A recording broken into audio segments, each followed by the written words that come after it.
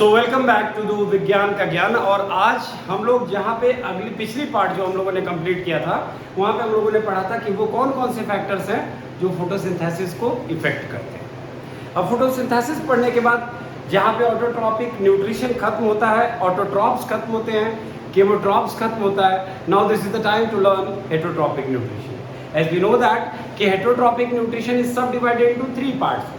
And before starting the topic, we have to take a glance of this. अर्थात शुद्ध हिंदी में बोले तो परपोषी भोजन सिस्टम को समझने का समय आ गया। नाम जैसा कि परपोषी यानी कि पराये लोगों पर अपने भोजन के लिए निर्भर रहने वाले जीव को हम हेटरोट्रॉपिक ऑर्गेनिजम्स कहते हैं। एक बार फिर से समझिए, जिस प्रकार से माँ किचन में खाना बनाती है, उस बने हुए खाने पे हम निर्भर होते हैं, तो वहाँ पर जाकर के हम ये कह सकते हैं कि हम भोजन के लिए अपनी माँ पर निर्भर हैं, हम हेटरोट्रॉप हैं। तो जैसे हमारी धरती हमारी माता है और इसमें ये जो फसल उगते हैं ये हमारे पोषण के लिए उगते हैं। ये पौधे हमसे मदद नहीं लेते हैं, लेकिन इन पौधों की मदद से हमारी लाइफ प्रोसेस चलती है। तो हम कौन हो गए? हेटरोट्रॉप्स। कौन हो गए? हेटरोट्रॉप्स। यानी कि नाम क्लियर है। अब इसमें 3 मोड्स आते हैं। सबसे पहला सेप्रोफाइटिक, दूसरा पैरासाइटिक और तीसरा होलोजोइक। तो स्टार्ट करते हैं सेप्रोफाइटिक से। सेप्रो और फाइटिक 2 वर्ड से बना हुआ चीज़ है, जिसका शुद्ध मतलब होता है रोटेन, डेड एंड डिकेइंग। अर्थात कोई चीज़ जब सड़ गल जाती है, बदबू आने लगता है, खराब हो जाता है, ऐसी चीज़ों पे जीवित रहने वाला। जैसे मान लो आपने सड़क पे देखा होगा, कोई चील कौवा या कोई जानवर अगर मरा हुआ है, अगर वो सड़क पे कहीं मरा रहता है तो उस पर बहुत अजीब सी बदबू आती है। अगर करीब से आप अगर नाक बंद करके जाओगे तो वहाँ पे बहुत, अगर माइक्रोस्कोप लेके जाओगे तो लाखों करोड़ों अरबों million and millions of micro organism उसमें दिखेंगे। ये क्लियर है कि ये वही जीव हैं जो सड़ी गली चीज़ों को खा के जीते हैं। आपके घर में खाने पीने की कोई चीज़ है, अचार है, ब्रेड है, बहुत सारी ऐसी चीज़ें हैं, डो जो हम लोग बनाते हैं जैसे डोसे वगैरह के लिए। इन सब चीज़ों को अगर लंबे समय तक छोड़ दो, फर्मेंटेशन अगर एक लेवल से ऊपर हो जाए तो इसके ऊपर में एक कॉटन जैसी एक लेयर बन जाती है, रुई जैसी, आपने देखा होगा। और ये माउल्स होते हैं। कौन होते हैं? माउल्स होते हैं। अच्छा, तो यहाँ पर सड़ी गली चीजों पे जीवित रहने वाला प्रत्येक जीव क्या कहलाया? सेप्रोफाइटिक। तो let's look at this thing. Some organism feed on dead and decaying organic matter. Organic matter का मतलब सीधी बात है कुदरती चीज, मैटर मतलब पदार्थ यानी सामान वस्तु। पेन कम गिरा, ये देखिए, मैटर मतलब पदार्थ और ऑर्गेनिक मतलब जो नेचुरल है, यानी कि नेचुरल जैसे क्या हो सकते हैं, कोई डेड एनिमल्स या डेड प्लांट्स, जैसे पेड़ वेड़ गिर गए, ठीक है। This mode of nutrition is called saprophytic nutrition. हो गया। The food is partially digested outside the body and then it is absorbed, यानी कि जो ये भोजन लेते हैं बॉडी के बाहर पार्शियली डाइजेस्ट होता है, मतलब थोड़ा सा, और बाकी वहाँ पर जब वो पार्शियली डाइजेस्ट हो जाता है तो वहीं से वो एब्जॉर्ब हो जाता है। Best example fungi. कोई दिक्कत है इसमें? सेप्रोफाइट से याद रहेंगे। Come to the next line. Now this is parasitic nutrition. As the name suggest कि यहाँ पे पैरासाइट्स की बात हो रही है। बचपन से हम लोगों ने 6, 7, 8, 9, 10 से ही पढ़ा है, शुरू में भी पढ़ा था हमने कि ये पैरासाइट्स वही होते हैं जो होस्ट पे डिपेंड करते हैं। किस पे डिपेंड करते हैं? होस्ट पे। आप जब बीमार होते हैं तो बीमार होते चले जाते हैं। जैसे कभी किसी को टाइफाइड हुआ हो तो डे बाय डे अपने आप को कमज़ोर समझता है। साल्मोनेला टाइफी नाम का एक माइक्रो ऑर्गेनिज्म है जो उसकी बॉडी में टाइफाइड को कॉज करता है।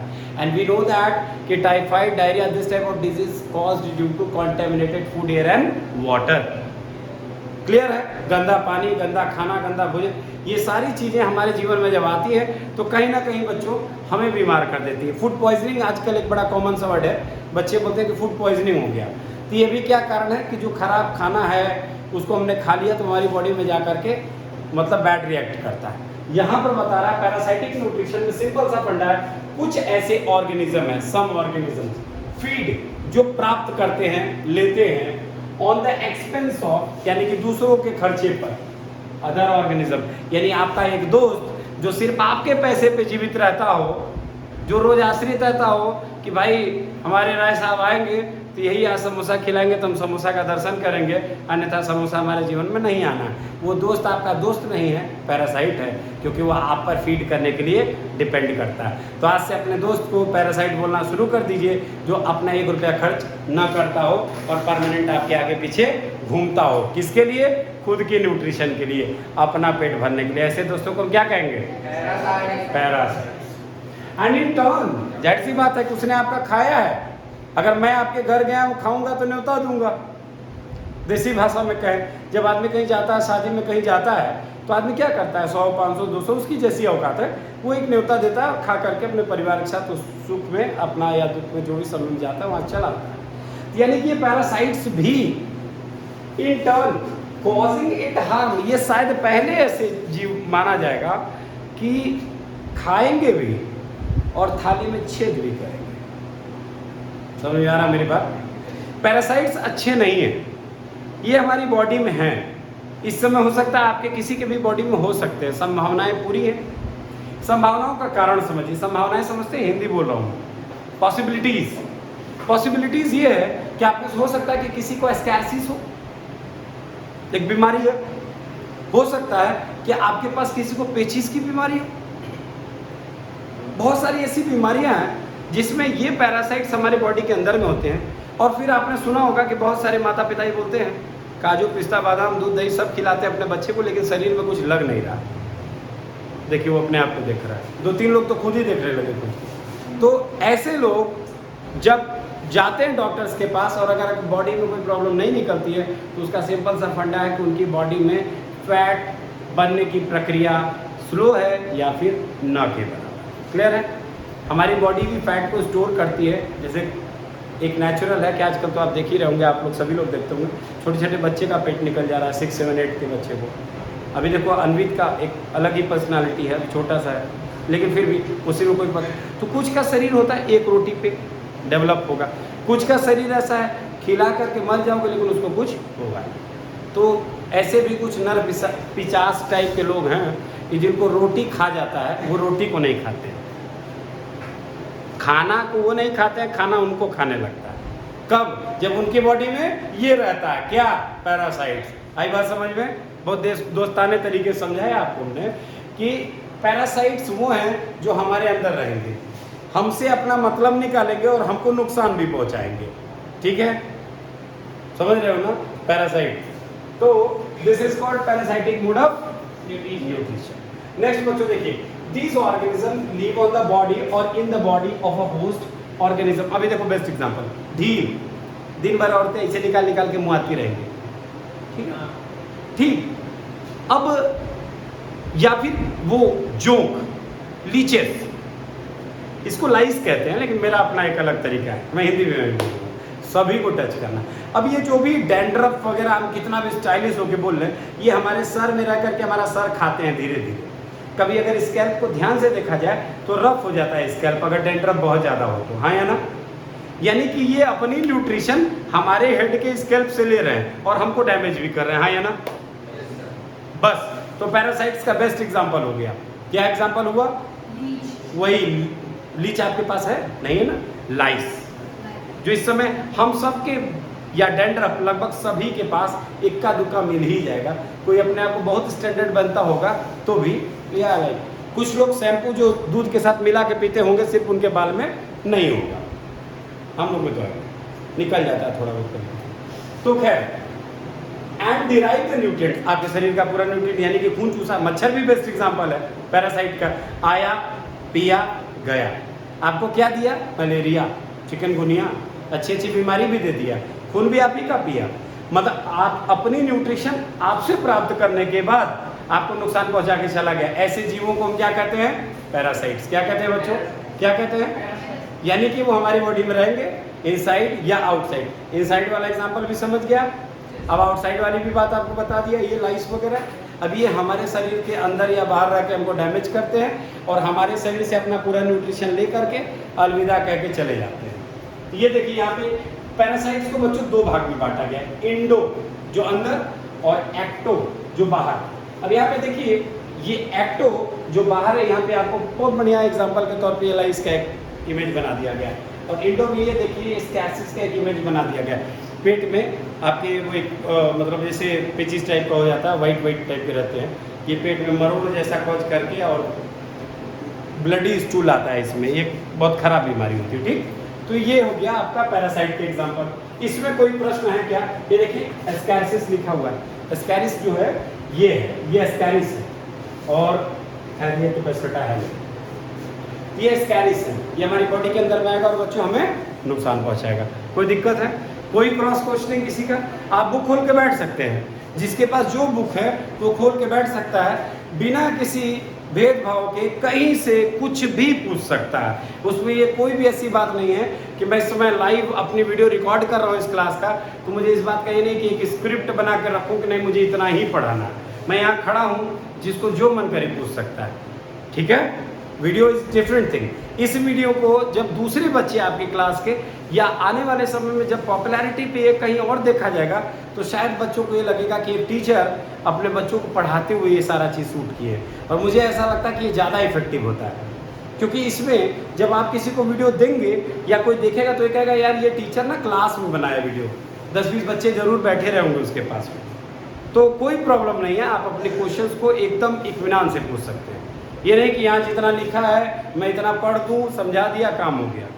रेडी, आगे बढ़े हम लोग। चलिए देखिए, अब आ जाइए न्यूट्रिशन इन अमीबा। हमेशा की तरह एग्जाम में एक बार जरूर पूछा जाता है, इसमें भी खास करके सूडोपोडिया एक बड़ा मतलब क्या कहें व्यवहारिक प्रश्न है कि घुमा फिरा करके पूछा जाता है कि कहाँ से वो कैसे कैसे अपने फूड को होल्ड करता है। देखिए हम मल्टी सेलुलर हैं, ईश्वर ने हमें बकल कैविटी दिया, हमें डाइजेस्टिव सिस्टम दिया, सब कुछ दिया हमें ऊपर वाले ने। क्योंकि हमारी बॉडी बहुत बड़ी थी तो हमारी बॉडी में बहुत सारे सेल्स का क्लस्टर हुआ, टिश्यू बना, ऑर्गन सिस्टम बना, ऑर्गेनिज्म हम बने।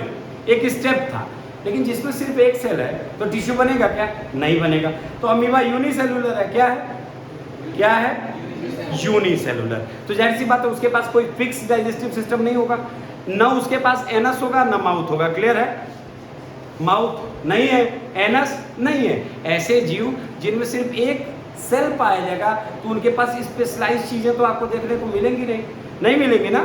तो ऐसे स्थिति में, ऐसी व्यवस्था में वो क्या करेगा कि अपनी स्पेशलाइज्ड स्ट्रक्चर के जरिए फूड के मॉलिक्यूल्स को, फूड के पार्टिकल्स को होल्ड करेगा। और फूड को जब वो होल्ड कर लेगा तो अंदर में ही एक वैक्यूल फॉर्म कर लेगा। जैसे हमारा पेट यहाँ पे मान लो वैक्यूल की तरह काम करता है। हम खाना जब निगलते हैं, इंजेस्ट करते हैं, तो खाना कहीं जाके स्टोर होता है। तो अमीबा भी जब अपनी स्पेशलाइज्ड स्ट्रक्चर जिसका नाम सूडोपोडिया है, उससे जब वो फूड के मॉलिक्यूल्स को पकड़ के अंदर लाता है तो एक फूड वैक्यूल होता है। उस समय में थोड़ी देर के लिए वो पेट का रोल अदा करता है। किसका रोल अदा करता है?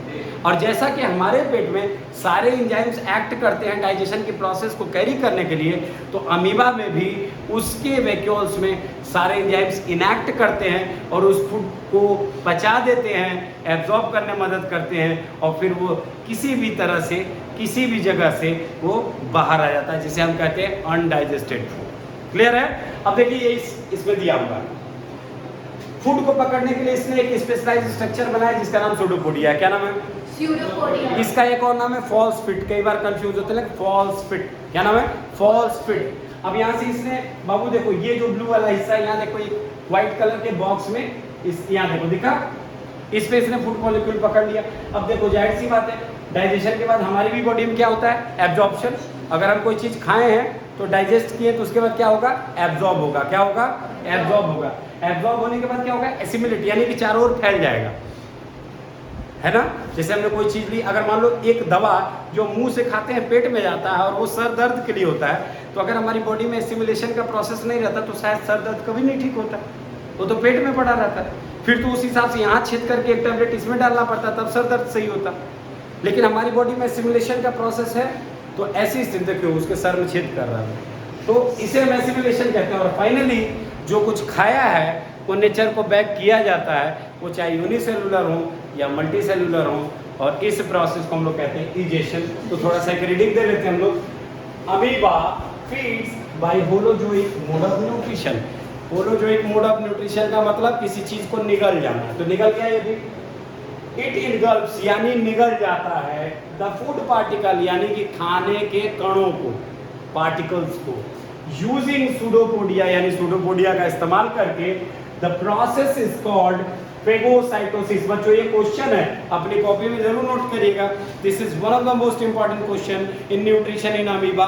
What is pseudopodia, what is phagocytosis.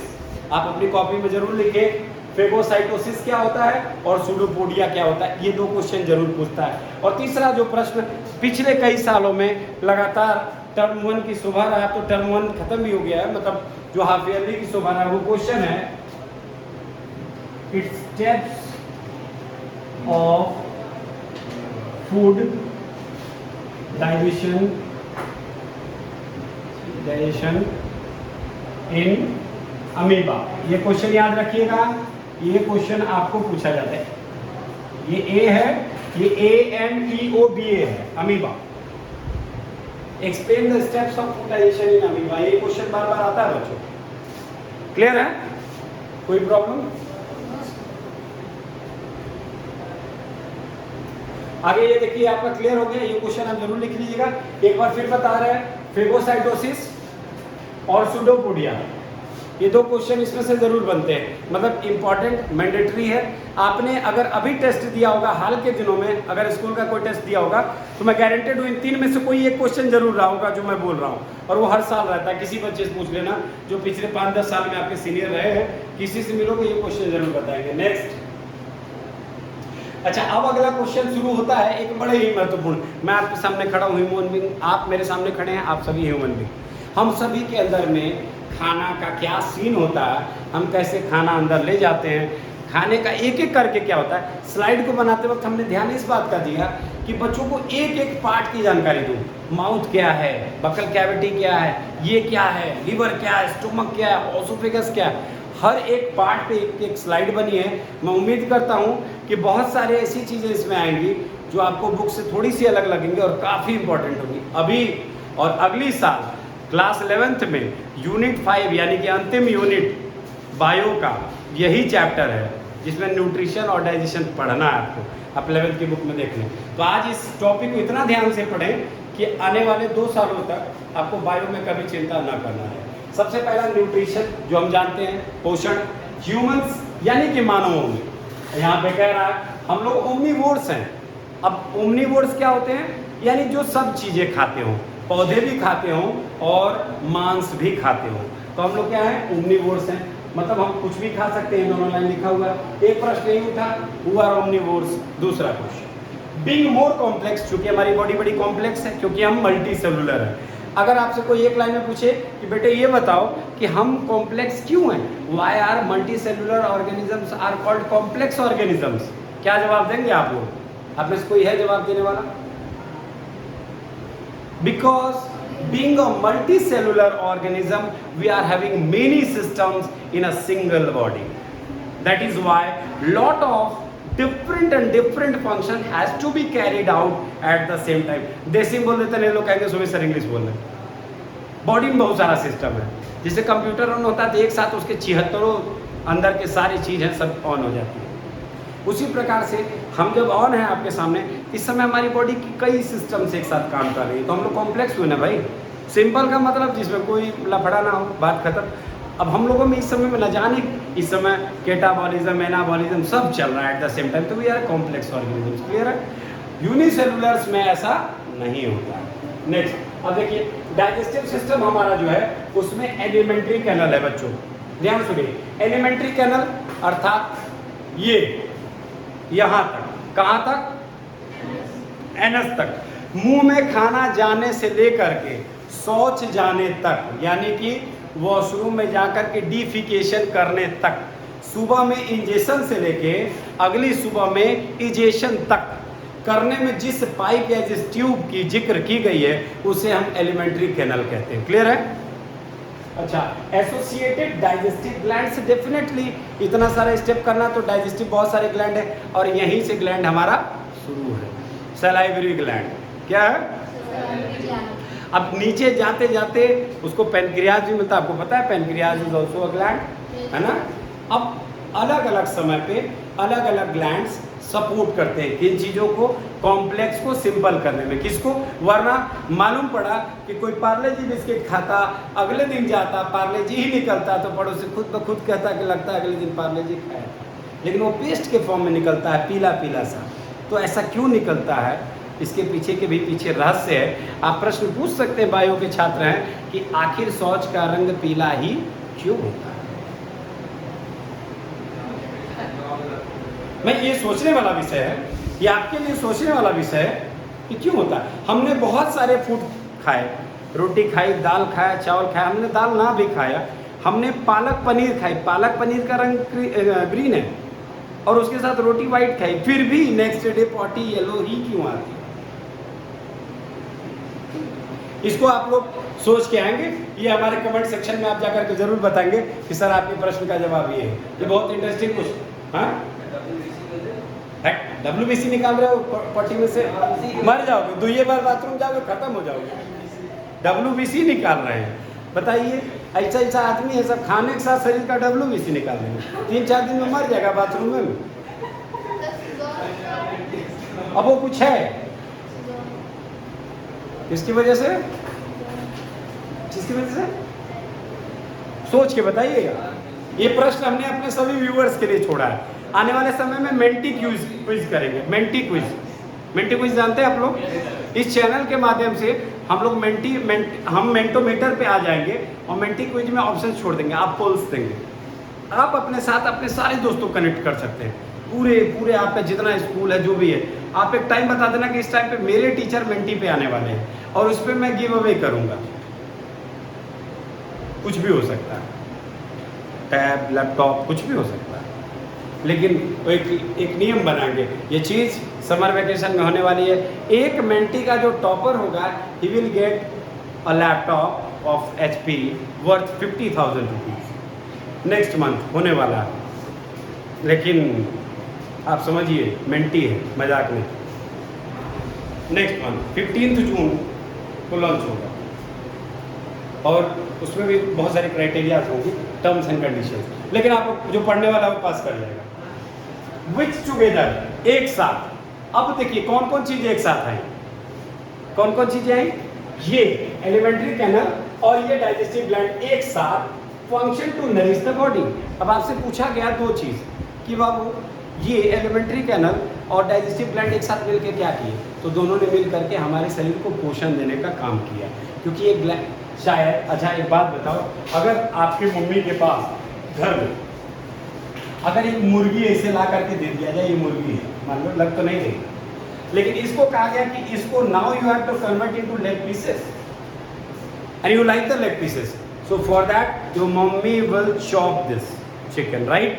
काटेंगी, simplify करेंगी, उसको एक ब्रेस्ट उसका अलग निकालेंगे, चिकन का ब्रेस्ट बड़ा लोग ये है, या फिर इसका लेग अलग अलग करके काट के निकालेंगे। हमारी बॉडी हमारी मदर की तरह है। हमारे भोजन जो हमारी बॉडी में इस रूप में जाते हैं, उसको सिंप्लीफाई करके छोटे ऐसे लाखों करोड़ों मॉलिक्यूल्स जो हमारे स्मॉल इंटेस्टाइन की एक एक नली से गुजर सके। ये प्रश्न देखिए कितना अच्छा है कि यहाँ पे आपसे पूछा जा रहा है कि खाने को इतना बारीकी से क्यों डाइजेस्ट किया जाता है, तो रीज़न क्या है। अच्छा एक बात बताओ बच्चों, एक पतली पाइप है, ठीक है, और उसमें पानी को पास कराना, और जो पानी पास कर रही है उस पानी में ढेर सारी काई है, काई, तो क्या वो पाइप में ब्लॉकेज आएगा कि नहीं आएगा? आएगा ना, आएगा, क्लियर है।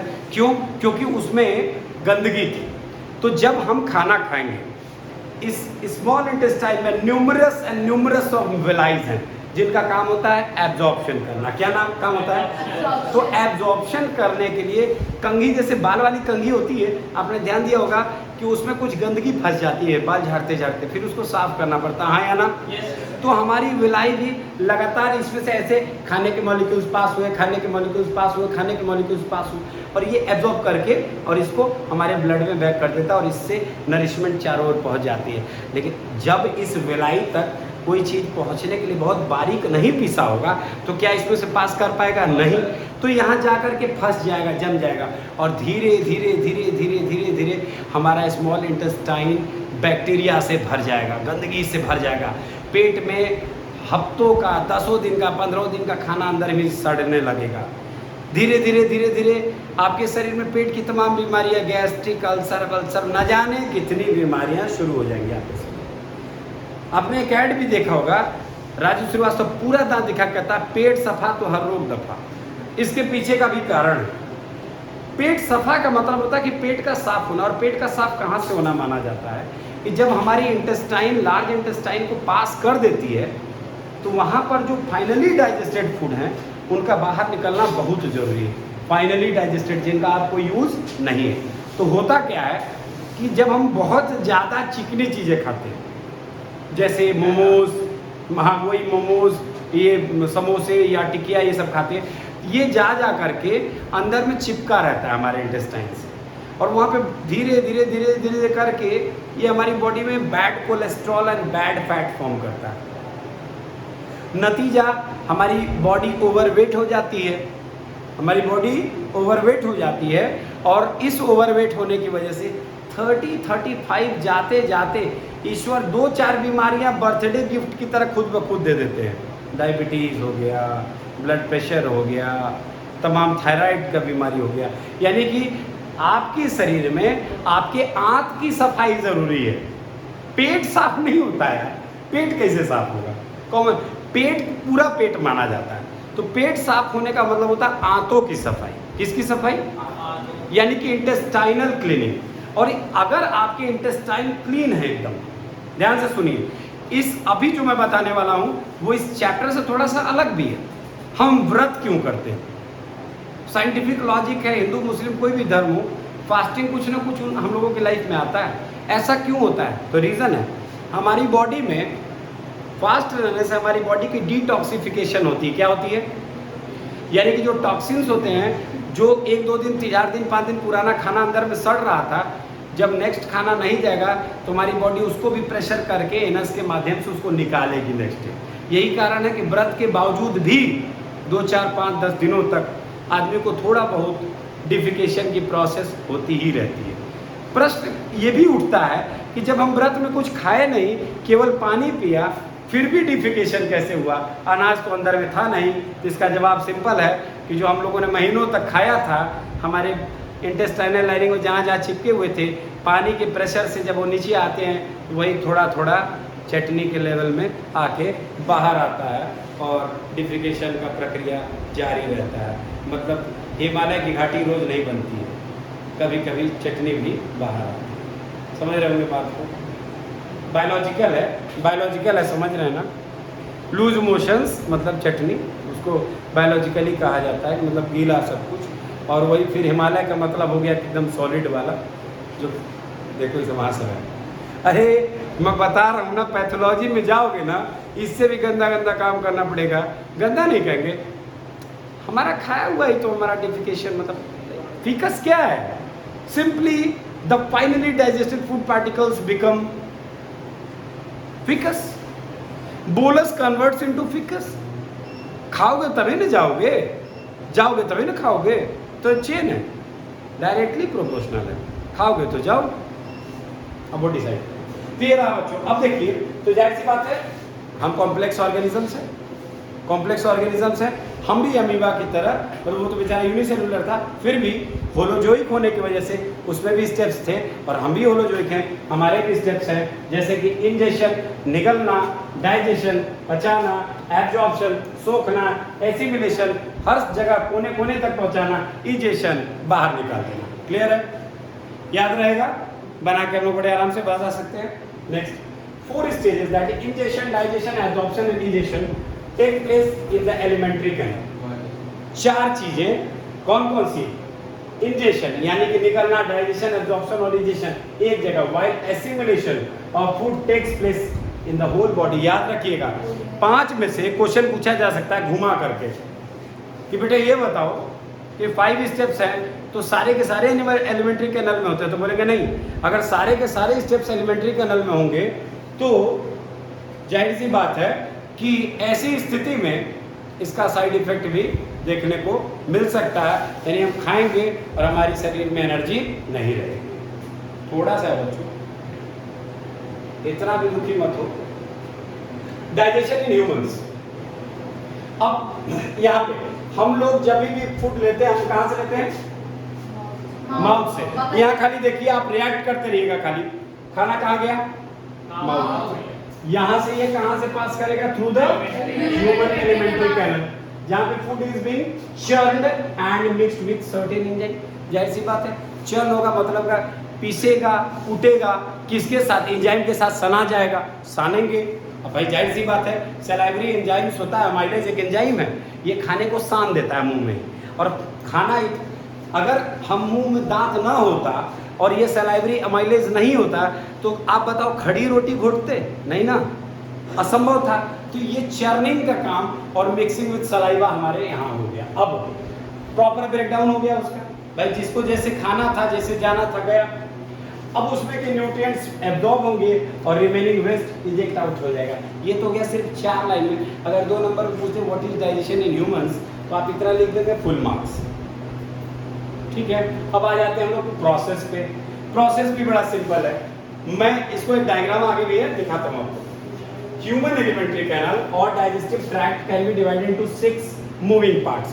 पहला क्वेश्चन यहीं पर आपका बनता है बच्चों कि what are the parts of alimentary canal और digestive tract. First, the buccal cavity कहाँ प्रेजेंट होता है? In the mouth area. कहाँ है? Mouth area.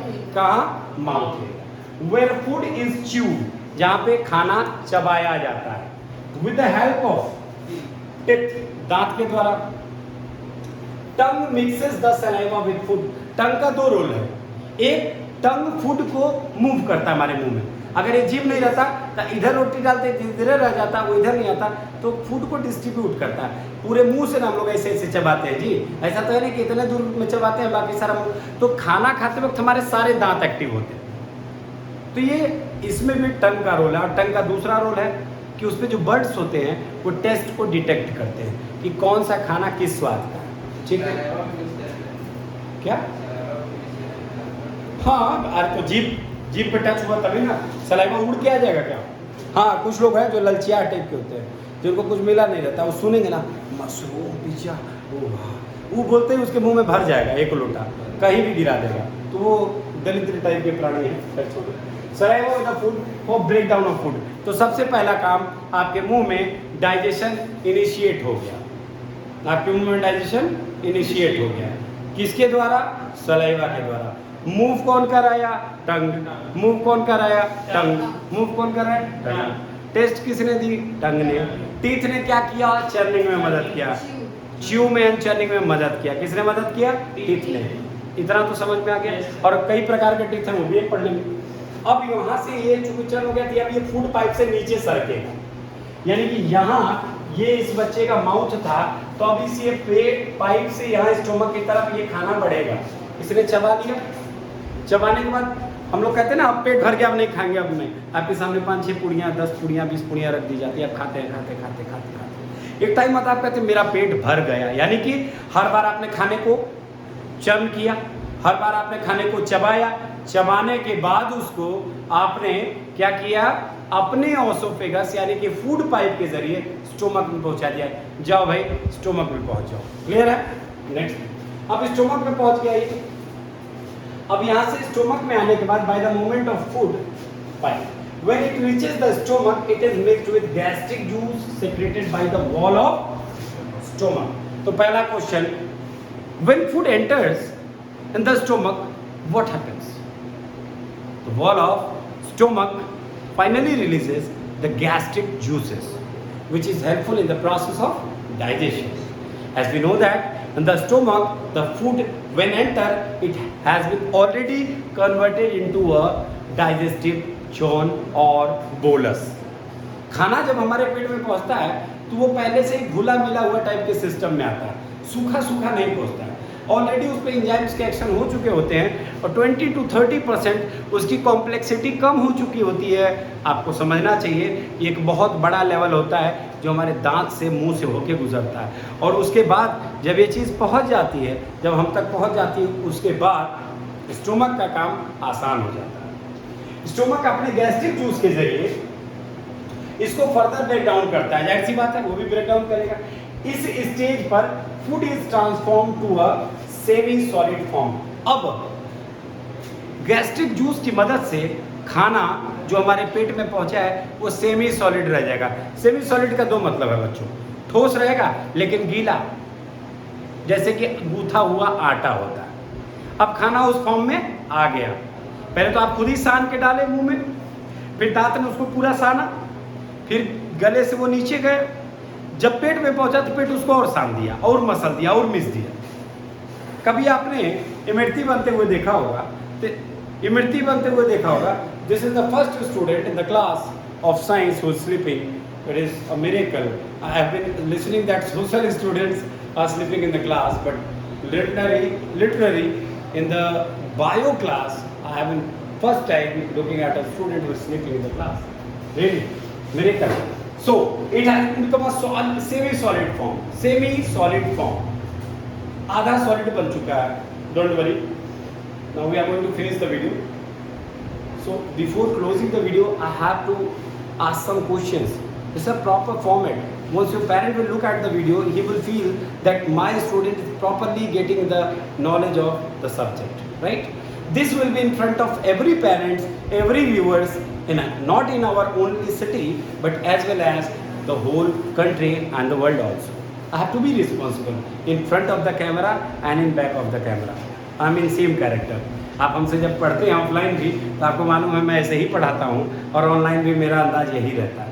कहने का मतलब है बच्चों, आप में से बहुत सारे लोगों के माता पिता ऐसे होंगे जो कम पढ़े लिखे होंगे, जिनको किताबी भाषा या दुनिया की भाषा नहीं पता है, लेकिन जब आप यह चीज़ जा करके अपने घर पर शेयर करेंगे तो उनको ये ज़रूर दिखेगा कि वो बंदा पसीने में भीगा हुआ था।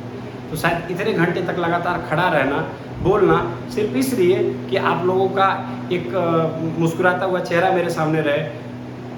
ऑनलाइन व्यूवर्स लाइक दें, सब्सक्राइब करें, आपके दोस्तों तक पहुँचे। आपको पता होना चाहिए कि हम जिस सिटी में रह रहे हैं, अगर ये चीज़ कायदे से यहाँ पहुँच गई तो वी डोंट नीड कि हम किसी से कहें कि सब्सक्राइब करो। लाखों करोड़ों लोग यहीं भरे पड़े हैं, राइट? सो एटलीस्ट लोगों को लगना चाहिए कि वो आदमी अपने कंफर्ट जोन में नहीं आके पढ़ा रहा है। ये मेरा कंफर्ट जोन नहीं है। I am not feeling well, क्योंकि बहुत गर्मी हो रही है। ऐसी स्थिति में अगर आप थोड़ा सा उदास दिख रहे हो तो फील हो रहा है कि जैसे मैं गलती कर रहा हूँ इस समय पढ़ा के, और ये गलत बात है। तो इधर मैं इसको यहीं स्टॉप कर दूं या आगे चलूं? तो ठीक है, देखिए बस बहुत थोड़ा सा बचा है। अब देखो इसको अगर हम सरल भाषा समझे कि ये हमारा माउथ है ना, ठीक है। हमने एक बिस्किट को देखा, ललक हुई, हमारे ब्रेन में एक फीलिंग आई। आप कहते हैं मैं भूख लगी है। लगना क्या होता है भाई? फीलिंग। और फीलिंग कहाँ से आता है हमारी बॉडी में? ब्रेन हमारा सेंसस देता है। अब ब्रेन कैसे सेंसस देता है कि जब हमारा पेट खाली होगा तो एंजाइम्स उसमें टहलेंगे, घूमेंगे निकल निकल के, इधर उधर घूमेंगे, कुछ मिलेगा नहीं। तो ये चीज़ें आपके ब्रेन तक पहुँचेंगी कि अरे यार लग रहा है पेट खाली हो गया, मुझे कुछ खाना चाहिए, मुझे कुछ खाना चाहिए, महसूस होगा ना।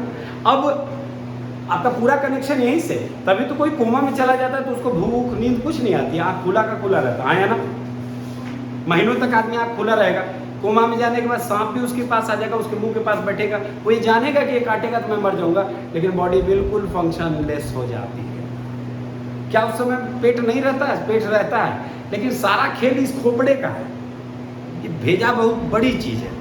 भेजा गड़बड़ा है तो सब गड़बड़। लोग कहते हैं ना कि अगर दिमागी रूप से डिस्टर्ब होगे तो नींद नहीं आएगी, हफ्तों तक नींद नहीं आएगी। सही है ना?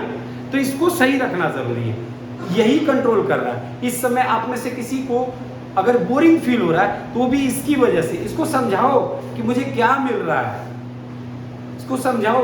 मेरे पास YouTube पे हजारों वीडियो हैं, लेकिन मेरे सर भी उसी कॉमन प्लेटफॉर्म पे खड़े होंगे। मैं लोगों को कल बता पाऊंगा कि मैं जहाँ पढ़ता हूँ मेरे सर इक्वली उसी लेवल पे आके पढ़ाए हैं। मैं उस क्लास का साक्षी हूँ, गवाह हूँ, और आपको भी पता होना चाहिए। आज नहीं तो कल वो मिलियंस पे जाएगा ही, सबका जाता है तो मेरा भी जाएगा। इस सक्सेस जर्नी के आप एक पार्ट हैं। मुस्कुरा करके किसी की मेहनत को देखिए। कहते हैं ना कि एक व्यक्ति से पूछा गया कि आप लोग बार बार कोई चैनल खोलते तो आप लोग ये क्यों कहते हैं बेल आइकन दबाइए, लाइक करिए, सब्सक्राइब करिए? तो उसने बोला कि जब हम दुनिया के बहुत सारे लोगों से दूर अकेले एक कमरे में कैमरे को अपनी दुनिया मान करके जब कैमरे में ये देखते हैं कि यहाँ कोई देखने वाला मेरा बेटा है, मेरा भाई है, मेरा दोस्त है जो मेरी तकलीफ को समझ रहा है, तो एक इमोशनल कनेक्शन हो जाता है वर्चुअल वर्ल्ड का रियल वर्ल्ड से। किस वर्ल्ड का? वर्चुअल वर्ल्ड का रियल वर्ल्ड से। मुझे नहीं पता ये वीडियो पता नहीं कौन सा बच्चा देख लेगा। ऐसे बहुत सारे आपके भी फ्रेंड्स होंगे जहाँ आप रिकमेंड करेंगे जो कभी मुझे शायद देख ना पाए लाइव, लेकिन वो कैमरे के जरिए देख करके आपको बता पाएंगे यार क्या क्लास थी यार, क्या मस्त पढ़ाए सर तुम्हारे। और ये चीज़ें आपके साथ आज भी हैं और उस समय भी जब आपके बोर्ड्स आएंगे तभी भी आप अपनी प्लेलिस्ट में जा करके देख पाएंगे कि एक दिन ऐसा भी था, मई का महीना था, 13 तारीख थी, जिस दिन हम लोग बैठ करके ये क्लास कर रहे थे और उस समय हम लोग भी बैठे थे। और शायद आप अपने फ्लैशबैक में बहुत अच्छे से जा पाएंगे, इसलिए इसकी कीमत तो है। खाना कुछ नहीं, खाना ये अगर ये पेन को मैं बिस्किट मानूं अगर खाऊं तो सबसे पहले क्या होगा, ये it will enter into the mouth. अब माउथ से कोई चीज़ सीधे तो जाएगी नहीं, तो दांत है अपना काम करेगा, जीभ अपना काम करेगा, और कुछ एंजाइम्स हैं जो इसको कोशिश करेंगे कि कम से कम इसको इस फॉर्म में लाया जाए कि ये नीचे जा सके। इसीलिए कोई भी चीज़ हम चबा के उसको सिंप्लीफाई करके मुंह में डालते हैं। कोई कहते कि हम खड़ा लेग पीस डाल लेते हैं मुंह में, घुट जाते, असंभव है, असंभव है। तो उसको पहले सिंप्लीफाई करते हैं, यानी कि इस बंदे ने बिस्किट को देखा फिर सिंप्लीफाई किया, कहा अब तुम पेट में जाओ। पेट में जाने से पहले खाना को थोड़ा सा सेमी सॉलिड करना जरूरी था, यानी कि उसको बोलस बनाना था। पहला क्वेश्चन है what is bolus? What is the mixed form of food is known as bolus, यानी कि खाना जब सलाइवा से मिक्स हो जाता है, थोड़ा सा गीला हो जाता है, उसे हम बोलस कहते हैं। बोलस कहाँ पहुंचा? यहाँ आ गया आपका जो रोटी मैगी आपने खाया था, ये कौर के रूप में यहाँ ये देखो ये पड़ा हुआ है। तो इसके जो वॉल्स हैं, जो स्टोमक का वॉल्स है, चलो एक मिनट इधर देखो, ये देखो मैं यहाँ समझाता हूँ। ये बंदा यहाँ से एक ओरियो खाया, सॉरी यहाँ पहुंचा ओरियो बिस्किट को ही ले लेते हैं, ब्रांडिंग कर लेते हैं थोड़ा सा। अब यहाँ देखो बच्चों, ये जब यहाँ से पहुंचा थी, ये सान दिया बिस्किट को हम लोग कैसा बना करके एकदम पेस्ट नुमा, ये पेस्ट नुमा बना दी थी। ये जो पेस्ट नुमा यहाँ आया, इसको हम लोग कहते हैं बच्चों BOLUS, बोलस। क्या कहते हैं? बोलस हो गया। अब बोलस कहाँ पहुंचा? स्टोमक में। स्टोमक में इस वॉल को क्या कहते हैं? Stomach wall. क्या कहेंगे? क्या कहेंगे? और ये क्या सेक्रेट करेगा? एंजाइम्स। क्या सेक्रेट करेगा? सॉरी एंजाइम नहीं, गैस्ट्रिक जूस बोलो। गैस्ट्रिक जूस, गैस्ट्रिक का मतलब ही होता है पेट, ठीक है। गैस्ट्रिक जूस सेक्रेट किया, ये गैस्ट्रिक जूस जाएंगे, इसको और फर्दर किसमें कन्वर्ट कर देंगे? सेमी सॉलिड फॉर्म में। किसमें?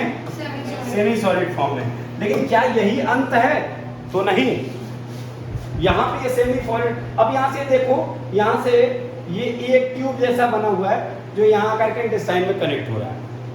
खाना अपने कंप्लीट डाइजेशन के लिए, कंप्लीट डाइजेशन के लिए कहाँ जाता है? कहाँ जाता है? इंटेस्टाइन में। कहाँ जाता है? कहाँ जाता है? इंटेस्टाइन। एक बार फिर बोलिए, कहाँ जाता है?